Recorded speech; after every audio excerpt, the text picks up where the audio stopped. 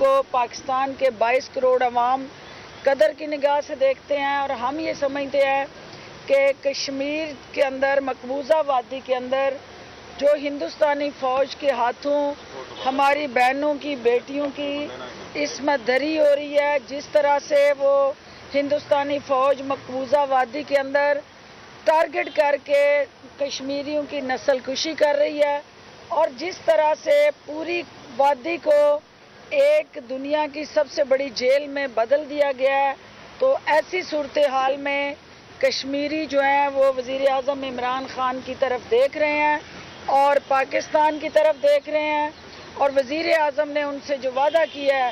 کہ وہ ان کے ترجمان، سفیر اور وکیل بن کے دنیا کے تمام،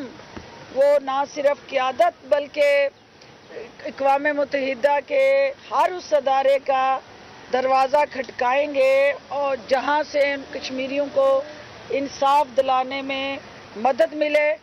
آج کشمیر کے اندر جو الیکشن ہو رہا ہے، انتہائی حساس مسئلے پہ ہماری نادان اپوزیشن جو ہے وہ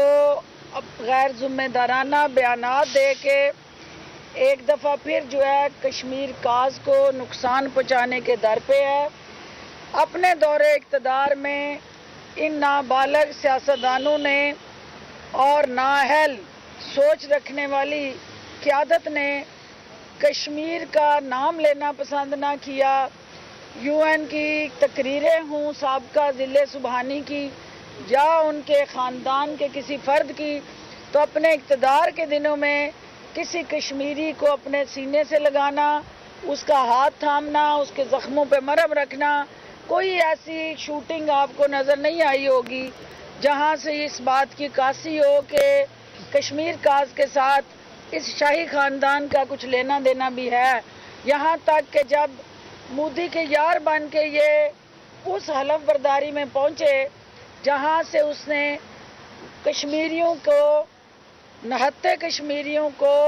ان کا حق چھیننے کے لیے جو حلف اٹھایا تھا، جہاں پہ اس نے کشمیر کے اس کاز کو پاؤں تلے روندنے کی قسم کھائی تھی، تو ہمارے ضلع سبحانی جو ہے اس وقت بے شرمی اور ڈٹائی سے اس کی اس تقریر کو بھی سن رہے تھے، اور یہ ہندوستان کا اور مودی کا خوف تھا کہ وہاں انہوں نے وزیر اعظم پاکستان کی حیثیت سے گئے لیکن حریت رہنماؤں سے ملنے کی بھی جرت نہ کی۔ آج وزیر اعظم کی قیادت میں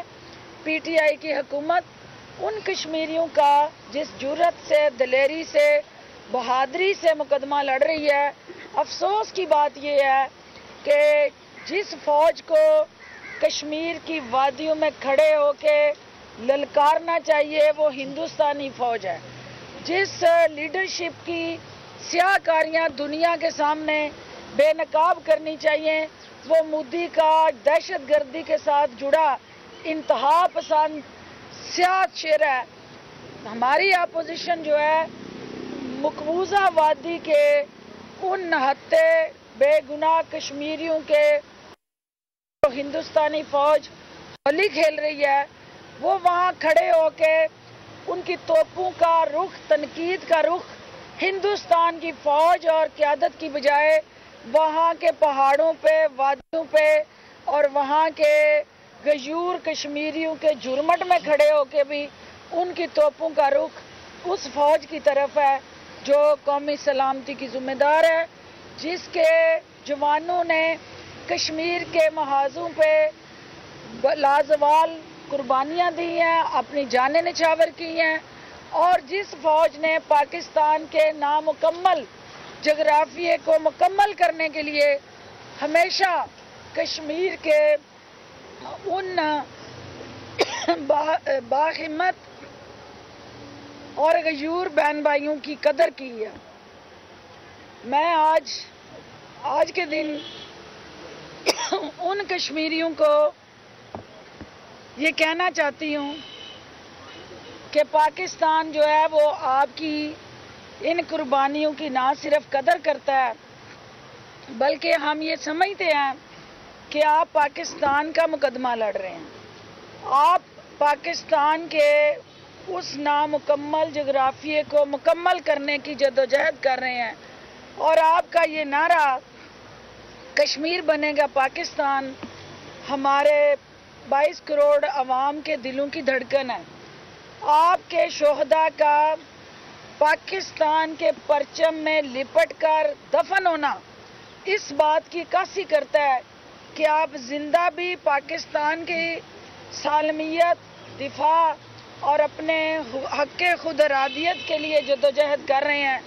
اور مر کر بھی آپ پاکستان کے ساتھ وفا نبھاتے ہیں۔ ہمیں آپ پہ فخر ہے۔ آپ کشمیر کے اس جدوجہد کی جو شمع ہے اس کو اپنے لہو دے کے ان چراغوں کو آپ روشن رکھے ہوئے ہیں۔ ہم ان غازیوں کو سلام پیش کرتے ہیں، ان مجاہدین کو جنہوں نے ہمیشہ ہندوستان کو للکارا، اور اپنی اس نادان اور نابالغ قیادت کو میں یہ کہنا چاہتی ہوں کہ آپ کا اس حساس مسئلے پہ مسلسل بچگانہ سیاسی اداکاری، رنگ بازی اور شو بازی جو ہے مسئلہ کشمیر کو نقصان پہنچا رہی ہے۔ آپ الیکشن لڑیں، آپ کشمیریوں کے ووٹ کے لیے ضرور کمپین کریں، لیکن کمپین کے دوران، اپنی انتخابی مہم کے دوران اپنی افواج اور قومی سلامتی کے اداروں پہ تنقید کر کے آپ ہندوستان کا ایجنڈا ٹوک کر رہے ہیں۔ جو کام مودی کرتا ہے، جو ہندوستانی فوج کرتی ہے، اگر ہماری سیاسی قیادت نون لیگ اور پیپلز پارٹی کی قیادت کی طرف سے، اسپیشلی نون لیگ نے جو اپنے توپوں کے نشانے پہ وزیر اعظم، افواج پاکستان اور قومی سلامتی کے اداروں کو رکھا ہوا ہے، وہ ہماری قومی یکجہتی اور وحدانیت کو کمزور کرتا ہے۔ ہمارا کشمیر پہ موقف جو ہے وہ کمزور ہوتا ہے۔ آپ کا کشمیر میں موجود ہونا کشمیریوں کے موقف کی طاقت بننا چاہیے، نہ کہ آپ چند سیٹوں کے لیے کشمیریوں کو گمراہ کر کے پاکستان کی قومی سلامتی کے ساتھ جڑے اس اہم ایشو کو سیاست کا کھیل بنا کے اپنے دکھوں کا مداوع کر رہے ہیں۔ اپنے نیب کے ساتھ جڑے جو مقدمے بازی ہیں، جو عدالتوں میں زیر سماعت کیس ہیں، آپ کشمیریوں کی شاہراہ پہ پاؤں رکھ کے اپنے لیے ریلیف لینا چاہتے ہیں۔ آپ کشمیریوں کا سودا کر کے وہاں اپنے مقدمات میں حکومت کو بلیک میل کرنا چاہتے ہیں، تو نہ کریں ایسا۔ یہ جنگ جو ہے وہ پاکستان کے اندر آ کے آپ لڑیں۔ آزاد کشمیر کے اندر صرف ہماری بحثیت قوم ایک ہی سوچ کے خلاف جنگ ہے، وہ مودی کا مائنڈ سیٹ ہے، وہ ہندوستانی فوج کی کشمیریوں کے خلاف انسانیت سوز کارروائیاں ہیں جس کی ہم نے مل کے مذمت کرنی ہے۔ آج چونکہ حکومت پنجاب جو وزیر اعلیٰ عثمان بزدار کی قیادت میں لاہوریوں کے دکھوں کا مداوع کرنے کے لیے جو تبدیلی کے سفر کو آگے بڑھا رہی ہے، آج بزدار حکومت کے ایک انتہائی اہم منصوبے پہ ہم نے آپ سب کو مدعو کیا ہے۔ اس منصوبے کے تحت آپ نے دیکھا ہوگا کہ لاہور میں کل صرف شہدرہ میں 53 ملی میٹر بارش ہوئی۔ اوسطاً لاہور پورے کو اگر ہم دیکھیں تو کوئی 50 ملی میٹر کے قریب بارش جو ہے وہ ریکارڈ کی گئی، لیکن آپ نے دیکھا کہ اکثریت جو لاہور کا علاقہ تھا وہ اس طرح سے نہ پانی گھروں میں داخل ہوا، نہ شہریوں کو کشتیاں لے کے لاہور کی سڑکوں پہ اپنے گھروں سے باہر نکلنے کی زحمت سے گزرنا پڑا، اور نہ بڑے بڑے بوٹ پہن کے سیاسی اداکاری اور شو بازی اور رنگ بازی کرنی پڑی۔ لاہوریوں نے اس بارش کو انجوائے بھی کیا، اور جو سابقہ روایت کے مطابق لاہوری بارش میں غوطے کھاتا تھا اور تیراکی کے ٹیسٹ دیتے ہوئے اپنے گھروں سے باہر نکلتا تھا، آج الحمدللہ وزیر اعلیٰ عثمان بزدار کی قیادت میں یہ حکومت جو ہے اس لاہوری کے لیے